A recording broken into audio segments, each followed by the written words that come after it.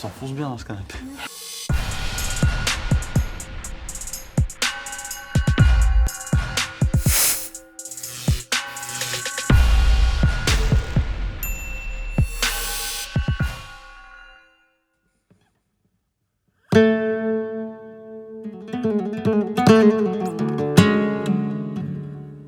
Je m'appelle Samuelito, je suis guitariste flamenco.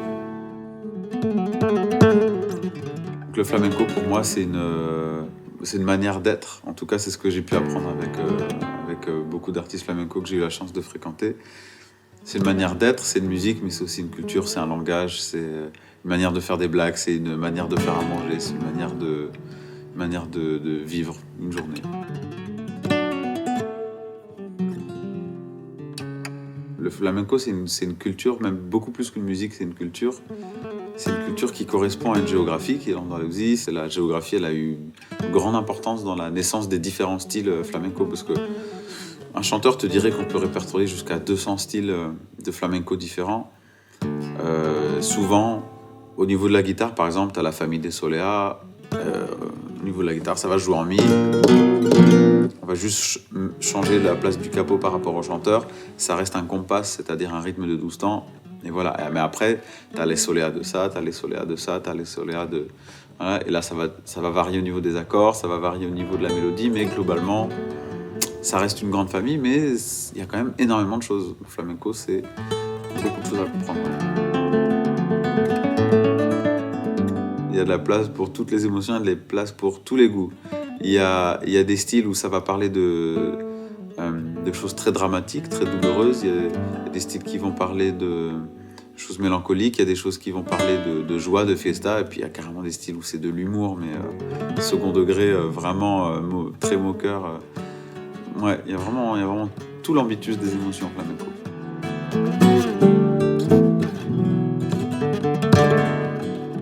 Dans les familles gitanes. Au tout début, il n'y avait même pas de concert public flamenco, c'était vraiment quelque chose qui était présent dans les fêtes, qui était présent dans la vie quotidienne des gens. Les gitans ont une place très importante dans la création du flamenco. C'est pas que la culture gitane, mais c'est quand même ces familles gitanes qui ont vécu le flamenco. Ça a été leur manière de s'exprimer, ça a été leur manière, comme on dit, de pasar fatigas, parce que eux, ils avaient beaucoup de métiers qui n'étaient pas faciles. Les gitans à l'époque, ils n'étaient pas déjà accueillis dans toutes les villes. Donc, par exemple, des villes comme Séville et Jerez ont été des villes qui ont été très accueillantes pour les gitans. Et les métiers qu'ils ont fait, c'était ils faisaient les chaises, ils étaient forgerons, ils travaillaient à la mine. C'était des métiers durs où il y avait beaucoup d'accidents, surtout dans les mines. Beaucoup d'histoires. Rien que le père tu prends le chanteur flamenco le plus connu, Camarón. Son père était forgeron et il est mort de tout ce qu'il a respiré. Il est mort assez jeune de tout ce qu'il a respiré toute sa vie de forgeron. Donc, c'était des vies pas faciles. Et tout ça, ils l'ont mis en musique. Pour eux, ça a été un besoin d'exprimer ça. Et donc, leur mode de vie, leur histoire a fait que le flamenco est venu comme ça. Oui, c'est vrai. C'est vrai que moi, je suis tombé amoureux du flamenco par la guitare.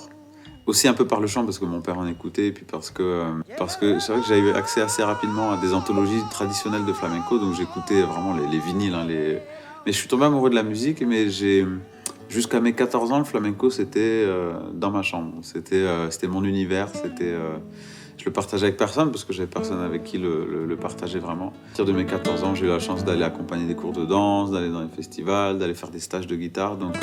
Là, déjà, je commençais à approcher le fait qu'effectivement, il y a aussi quelque chose d'humain, il y a aussi quelque chose de social, il y a aussi quelque chose de culturel. C'est une manière de faire des blagues, c'est une manière de raconter des anecdotes, c'est une manière de plein de choses.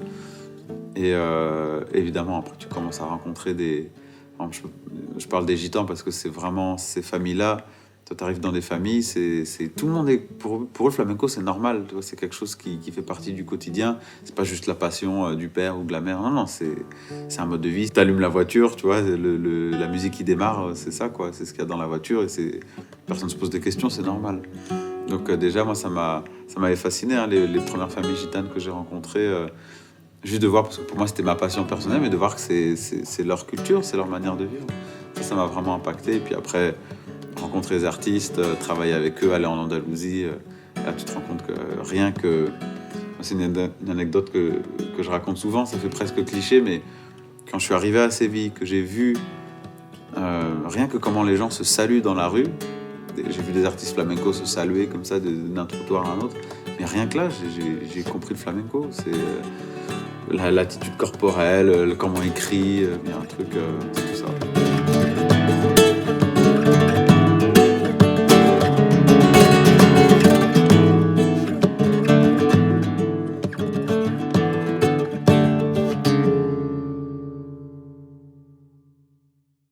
C'est une musique qui est faite. Alors moi j'ai l'impression, parce que souvent on dit que la musique est un langage universel. Je suis pas toujours d'accord avec ça. J'ai l'impression que chaque musique a une fonction. Tu sais, comme chaque langue a une manière d'exprimer, une manière d'être humain. Tu vois, moi, si je parle anglais, si je parle espagnol, si je parle français, je pense pas de la même manière, je raconte pas les mêmes blagues et j'ai l'impression de presque avoir des personnalités un peu différentes. Tu vois, je suis plus moqueur en espagnol, j'arrive plus à me moquer facilement des gens, par exemple, qu'en français. Il y a plein de choses comme ça. Et je pense que les musiques, c'est un peu pareil. J'ai l'impression que le flamenco, c'est une musique qui a été designée, c'est une musique qui a été fabriquée pour créer, pour réussir à toutes les émotions que tu as en toi, les émotions qui sont cristallisées, qui restent en toi, qui te font mal, qui te pourrissent de l'intérieur, à les sortir. Je crois que c'est une musique qui a vraiment été faite pour ça. Et du coup, c'est ce qui se ressent et c'est ce qui passionne les gens. C'est ce qui fait que c'est assez incroyable. On est quand même dans des cultures où on nous apprend vite à taire nos émotions, on nous apprend vite à pas les sortir. C'est-à-dire non seulement ne pas les chercher en nous, puis à pas les sortir, à ne pas les montrer. Donc tout de suite, à ce flamenco-là, tu vas voir le chanteur, les têtes qu'il fait quand il chante, la danse qui est hyper passionnée, et quelque chose corporellement qui est très impactant. Donc je pense que oui, le flamenco, ça passionne pour ça.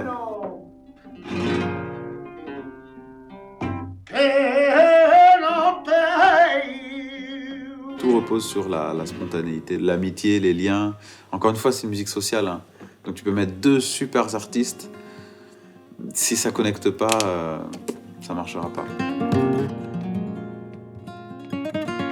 Nous, en flamenco, on dit souvent que l'émotion, elle vient du risque, en fait. Tu sais, les gitans, ils ont... Bon, moins aujourd'hui, mais à une époque, tu vois, les gitans, c'était soit ils voulaient devenir artistes flamenco, soit ils voulaient devenir torero. Il y a beaucoup de letras flamencas qui en parlent, et puis surtout, il y a énormément de parallèles qui sont faits. La symbolique dans la tauromachie, elle est très forte. C'est quelque chose de... Évidemment, je ne parle pas du côté faire du mal à l'animal, c'est un autre sujet, mais en tout cas, la symbolique spirituelle dans la tauromachie est très très forte. Et le côté de l'homme qui vient jouer avec le taureau qui est en face de lui et qui va le laisser le frôler, mais en fait, ce qui donne l'émotion, c'est à quel point tu t'en es approché, à quel point tu es passé à côté du drame, que ce soit en chant, tu vois, à quel point tu vas jouer avec ta limite. Si tu joues tout ce que tu sais bien jouer, il n'y a pas trop d'émotion. Si tu vas aller chercher l'accord que tu n'es pas sûr de bien passer, la mélodie que tu n'es pas sûr de bien réussir à faire, là, il y a de l'émotion parce que quand tu y arrives, on sait que tu as pris un risque et le frisson, il vient de là en général. Je pense que c'est comme tout. À partir du moment où tu arrives dans un nouveau pays, si tu t'intéresses, si tu es respectueux des gens, je pense ça va leur faire plaisir que tu sois là. Quand j'ai rencontré des gens, quand je suis allé en Andalousie, je suis allé dans des festivals flamenco, je pense qu'à chaque fois, j'étais juste content d'être là, sûrement à poser des questions, à prendre la guitare le plus possible pour essayer de voir comment marche cette musique. Et je pense que ça a fait que j'ai pu m'y intégrer facilement parce que à partir du moment où tu viens pas montrer ce que tu sais faire, mais tu viens essayer d'apprendre, je pense que c'est la bonne manière pour que ça se passe bien.